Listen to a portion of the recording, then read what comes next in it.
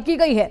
रूसी हमलों में कम से कम 11 लोगों की मौत हो गई है। ये खबरें सामने आ रही हैं। रूस के अटैक से 7 बच्चे घायल हुए हैं और 7 बच्चों समेत 80 लोग घायल हैं। यूक्रेन ने अमेरिका से एयर डिफेंस सिस्टम मांगे हैं। जेलेंस्की का आरोप है कि ट्रंप को अपमानित कर रहे हैं पुतिन। ट्रंप के युद्ध विराम के पुतिन को परवाह नहीं है, ये कहा जा रहा है।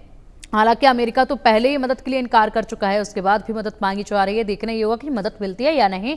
अधिक चर्चा के लिए इस पूरे मामले में विस्तार से हमारे साथ हमारे खास मेहमान जुड़ चुके हैं। खास मेहमानों का रुख करेंगे और हमारे साथ हैं रक्षा विशेषज्ञ रिटायर्ड मेजर जनरल अनुज माथुर जी। सर, बहुत स्वागत है आपका इंडिया न्यूज पर। और साथ ही रक्षा विशेषज्ञ retired brigadier Sanjay Khanna ji. Sir, बहुत स्वागत है आपका भी इंडिया न्यूज पर। सबसे पहले रुख करना चाहेंगे अनुज माथुर सर आप ही का।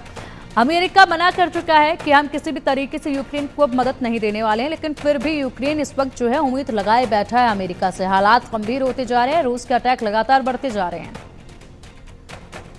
देखिए, जय हिंद। सबसे पहली बात तो मैं आपको ये बता दूं कि ये एक ऐसी परिस्थिति में युद्ध आ गया है कि इनकी जो स्टेटेड पोजीशंस हैं दोनों की, रूस की और यूक्रेन की, वो स्टेटेड पोजीशंस इतनी एक्सट्रीम स्टेटेड पोजीशंस हैं कि इसमें से किसी प्रकार का सॉल्यूशन आसानी से निकलने वाला मुझे लगता नहीं है कि निकल पाएगा। क्योंकि रूस कहता है कि मैं जब तक पूरा ईस्टर्न यूक्रेन पर कब्जा नहीं कर लूंगा, उसके बाद खार्किव और सुमी पे भी हमले कर रहा है, ओडेसा पे भी हमले कर रहा है और वो वापस करने को तैयार नहीं है क्रिमिया।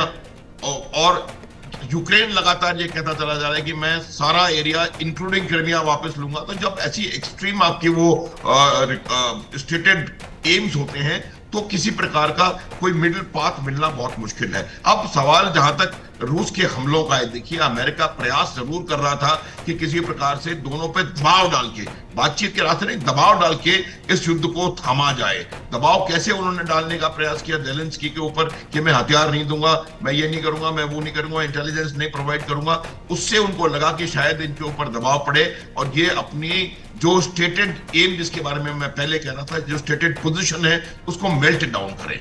दोनों को अपनी अपनी स्टेटेड पोजीशन को मेल्ट डाउन करने की आवश्यकता पड़ेगी और उसके लिए उनके ऊपर जो दबाव आना चाहिए वो आएगा। अभी आप देखिए कि किस प्रकार से रूस अभी पूरी तरह से लगातार हमले करता चला जा रहा है। उसकी 2-3 वजह बिल्कुल साफ है।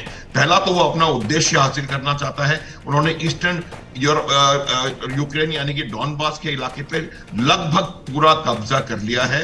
उन्होंने अभी ये ट्रूप्स एयरमार्क कर दिए हैं जो कि पूरे डॉनबास के इलाके को अपने कब्जे में लेने का प्रयास करेंगे, पहली बात। दूसरी बात, उसके ऊपर और नीचे जो शोल्डर्स हैं उस इलाके के, उनमें अपना हमले उन्होंने बढ़ा दिए हैं।